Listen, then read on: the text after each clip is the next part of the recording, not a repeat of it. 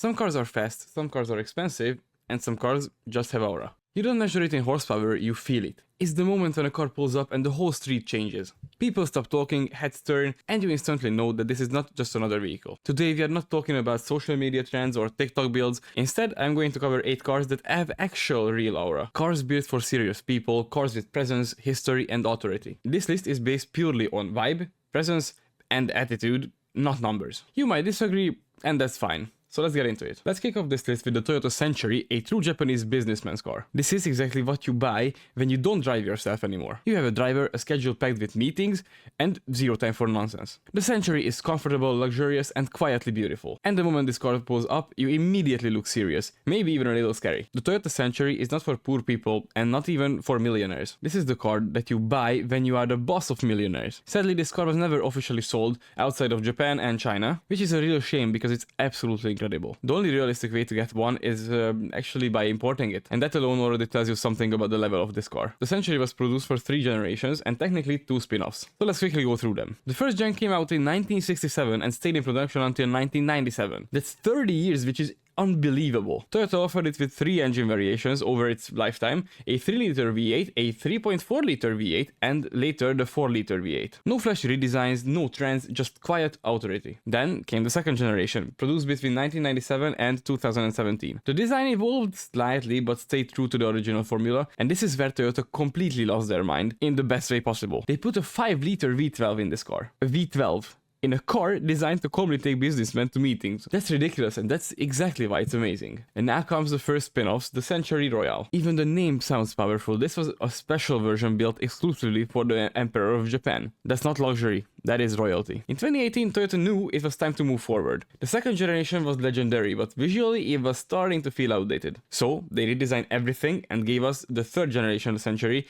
and honestly, this car looks like business itself. Sharp LED lights, smooth and confident lines, and a modern presence that can genuinely embarrass Rolls-Royces. The interior, of course, is focused entirely on the rear passengers. Fully reclining seats, heating, massage functions, a 20-inch LCD screen, and a 20-speaker sound system. And instead of leather, Toyota stayed traditional, using high-quality fabric and wool with unique patterns for maximum comfort. Sadly, the V12 was gone, replaced by the 5-liter hybrid V8. But honestly, for a city cruising luxury tank, that decision actually makes sense. And finally, in 2023, we got the second spin-off, the Century SUV. Yes, everything is around SUVs right now, but this one actually earns it. A massive presence, a 3.5-liter hybrid V6 with an all-wheel drive system, the same insane comfort as a sedan, just bigger, taller, and more intimidating. So yes, the Toyota Century has real aura, and when you see one on the road, it only means one thing. Someone very serious is sitting in the backseat. Oh yes, our first German car, and don't worry, we'll have more in this video. In 7th place, we have the Mercedes-Benz 560 SEC. This beautiful mafia-looking coupe came out in 1985 and stayed in production until 1991. And this car was serious. It came with a 5.6-liter V8, producing 272 or 300 horsepower, depending on the year. Despite being almost 5 meters long and powered by a massive engine, it wasn't as heavy as you would expect. Curb weight was around 1,750 kilograms, and from 1987, Mercedes managed to bring it down to 1,540 kilograms, which is honestly impressive for a luxury coupe of this size. But now this wasn't just a big V8 coupe, this was a high-tech car for its time. The 560 SEC was part of the legendary W126 S-Class, which introduced technology that many cars wouldn't get until decades later. It featured ABS as standard, something extremely rare in the mid-80s. It also had traction control, an advanced electronic fuel injection system, and one of the safest body structures ever made at the time. Mercedes also focused heavily on safety. The car had carefully engineered crumple zones, reinforced doors, and an interior designed to protect every single passenger. Even the dashboard was shaped to reduce injuries. This was luxury engineered with German paranoia level precision. Then there's the suspension. The 560 SEC could be equipped with the hydropneumatic self-leveling suspension, yeah, I could say it, meaning the car stayed perfectly balanced no matter the speed or load. On the highway, it didn't feel fast, it felt unstoppable, like it was designed to cruise at high speeds forever. And this is where the real aura comes from. The 560 SEC doesn't try to impress you, it doesn't scream power, it doesn't chase attention, it looks calm, heavy, and confident. The kind of car that pulls quietly, and everyone already knows who just arrived. This is why it became the favorite of CEOs, politicians, and let's be honest, very serious people with very questionable business. It's not flashy wealth, it's established power. And that's why the Mercedes-Benz 560 SEC has real aura. Not because of how it looks, but because of what it represents. Alright, next one is the Audi V8. And let's be honest, especially in black, this car looks just like something out of a mafia movie. The Audi V8 came out in 1988, and this was Audi's way of saying, we are not just competing with Mercedes and BMW anymore, we are coming for them. This car was the flagship, the top of the food chain. It came with either the 3.6 liter or the 4.2 liter V8, paired with, of course, Quattro all-wheel drive system, which was a huge deal at that time. While others were still flexing rear-wheel drive luxury, Audi said, no, we want grip, stability, and control in any weather at any speed. And this is where the aura starts. The Audi V8 doesn't look aggressive in a modern way. There are no sharp lines, no massive wheels, no fake sportiness.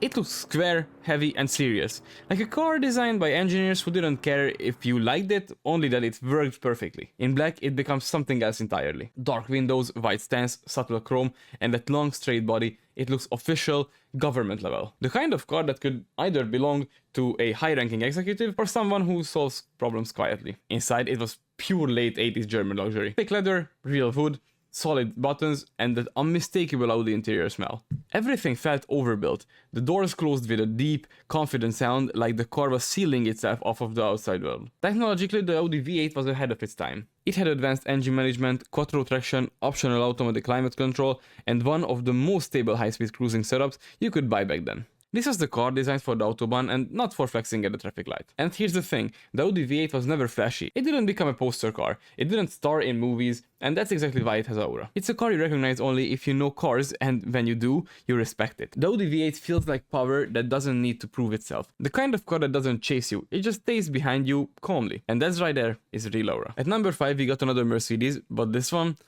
earns its place. The Mercedes 500e. The Mercedes 500e was never meant for showing off. This was a car built for serious people in a serious era with serious intentions. It came out in the early 1990s, and from the outside, it looks normal. And that's exactly where the aura begins. The design is subtle but intimidating. Slightly wider body, different bumpers, deeper stance. Nothing screams performance, yet everything feels heavier, more planted, more confident. In black, dark blue, or silver, the 500e looks like a car that doesn't rush. Because it doesn't need to. And now here's the part that makes it legendary. This car was developed with Porsche. Mercedes designed it, Porsche helped engineer and assemble it. The bodies were built by Mercedes, shipped to Porsche for assembly, then sent back to Mercedes for final inspection. And that alone already tells you what level this car was on. Under the hood sits the naturally aspirated 5-liter V8, producing around 324 horsepower and 480 Nm of torque, which in the early 90s was basically supercar power. This was a 4-door family sedan that could run with Ferraris on the Autobahn and do it silently with 4 adults in comfort. And the technology was insane for its time.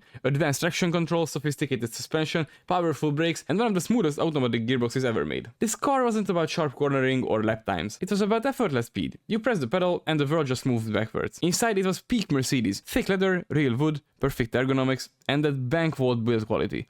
Everything you touch feels solid, deliberate, expensive, no gimmicks, no screens, no distractions, just pure function and class. And that's why the 500e has real aura. This is not a car for influencers, not a car for noise, but a car for someone who doesn't need validation. And when you see one today, you don't think old Mercedes, you think respect. Now the fourth car on the list might be a bit questionable, but trust me, this one belongs here, no doubt about it. The BMW M6 E63 is one of those cars that doesn't need to shout to intimidate you. It just exists and that's enough. Long hood, low roofline, wide stance, and that heavy coupe silhouette that looks like it's pressing the asphalt down by force. This car came out in the mid-2000s and BMW absolutely went insane with it. Under the hood sits the 5-liter naturally aspirated V10 that produces around 500 horsepower.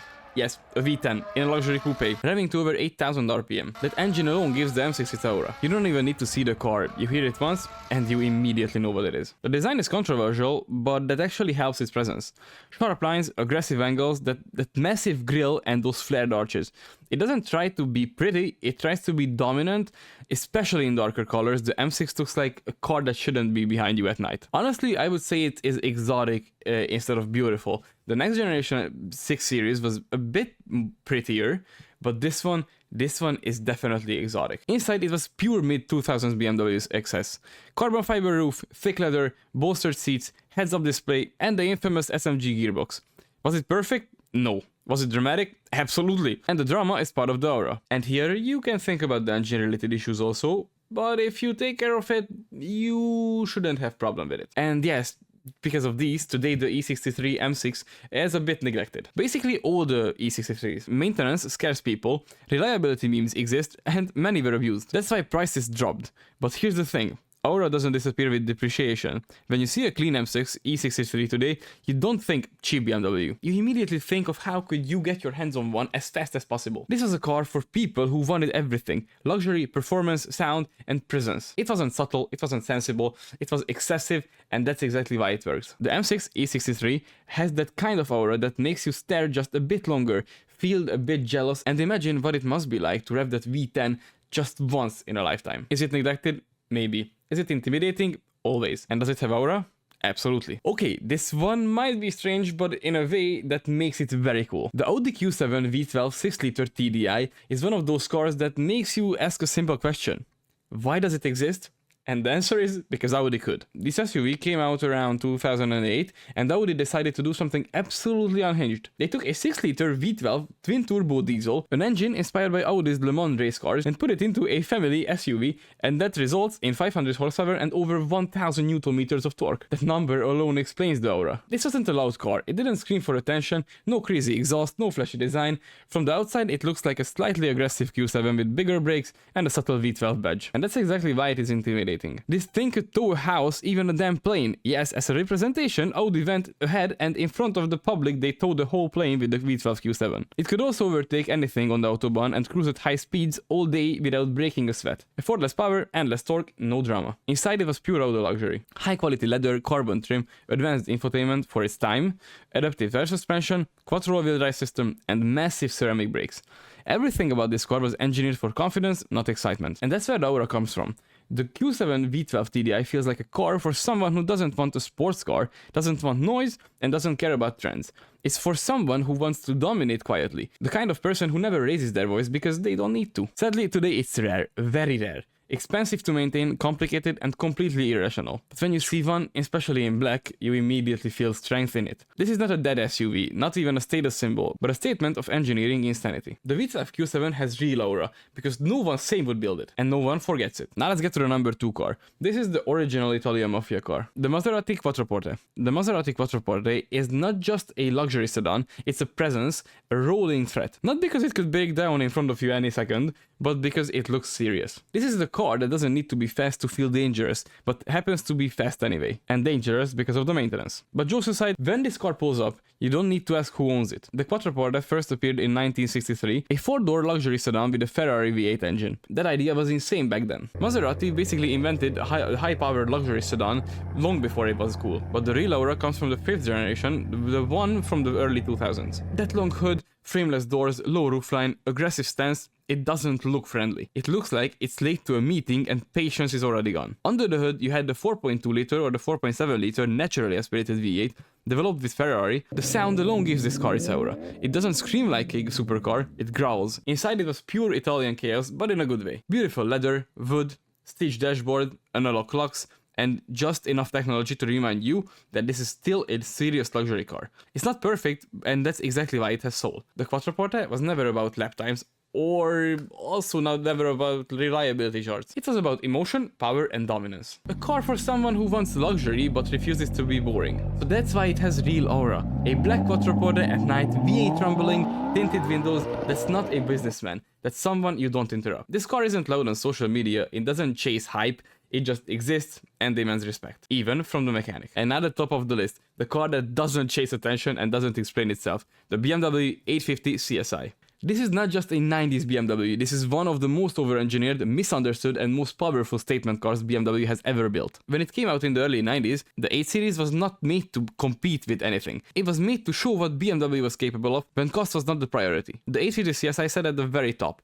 Under the hood, a 5.6-liter naturally aspirated V12 developed by BMW Motorsport, not tuned for noise, but tuned for dominance. Around 380 horsepower and 550 Nm of torque, delivered in the smoothest, most effortless way possible. This car didn't rush, it arrived. The design alone gives it aura. Long hood, pillarless windows, pop-up headlights, wide rear stance, it looks expensive even standing still. This is what happens when designers aren't chasing trends. And then there's the technology. Drive-by-wire throttle, 4-wheel steering, electronic damping control, limited slip differential, a chassis tuned by BMW M, even if it didn't wear the M badge loudly. This thing was decades ahead. Inside it was pure 90s luxury. Driver-focused cockpit, thick leather, analog gauges, and that classic BMW feel where everything has weight and intention. You sit low, you see that endless hood, and you instantly understand this is not a car for everyone. And that's where the real aura comes from. The 850 CSI feels like a car owned by someone who already won. No flexing, no explaining, no need for validation, just presence. Today it's rare, expensive, appreciated, but still not overhyped. And when you see one, especially in dark colors, you think that person has taste and power. The 850 CSI isn't loud, it isn't viral, but it doesn't need to be. And that is why it is number 1 on my list. So yeah, that is my list. These cars don't beg for attention, they don't need validation, they simply exist and command respect. Now drop it in the comment sections down below, which car do you think has the strongest aura out of these? And which one do you think should have been included also? And also, if you enjoyed this video, please make sure to smash that like button and also hit subscribe so you won't miss the next one. It really helps the channel more than you guys think. Now all you need to do is stay positive, drive safe, and I will see you in the next one. Bye bye!